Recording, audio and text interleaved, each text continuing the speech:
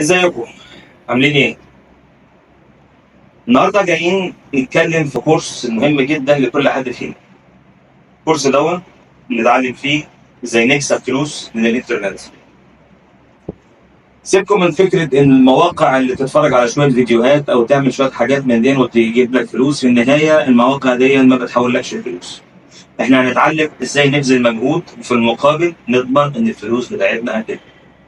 الكلام ده هيكون من خلال شويه مواضيع هنتكلم فيها، مثلا الافiliate ماركتنج، الدروب شيبينج، ازاي ابيع واشتري على الانترنت، ازاي اخلي الناس تشتري منتجات عن طريق مقالات وتشتري عن طريق لينك من طرفي، فبالتالي يجيب لي فلوس، ازاي استخدم مواقع العمل الحر ان اجيب بيها فلوس، ازاي اعمل بلوج عشان خاطر يجيب لي فلوس من الاعلانات بتاعت جوجل، وفي النهايه ازاي استقبل فلوسي دي على البنك، او ازاي اعمل اكونت باي بال، وازاي كمان ادفرتايز الشغل بتاعي. كل الكلام ده هنتكلم فيه في كورس الاونلاين ايرنينج. كورس الاونلاين ايرنينج مهم جدا لاي حد، لاي وظيفه، لاي سن، لاي عمر.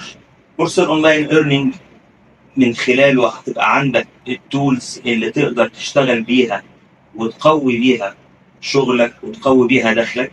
على الاقل لو مش هتجيب لك فلوس الملايين اللي بنحلم بيها، هتجيب لك 200 300 500 الف دولار في الشهر تقدر تزود بيها دخلك. وكل ما بتشتغل اكتر كل ما الفلوس اللي في ايدك بتجيلك هتزيد اكتر. تابعوني في الفيديوهات الجايه، هديكم نبذات عن الكورس وهديكم نبذات عن المواضيع اللي هنتكلم فيها، ومنتظركم دايما في اسئلتكم على الكورس ده.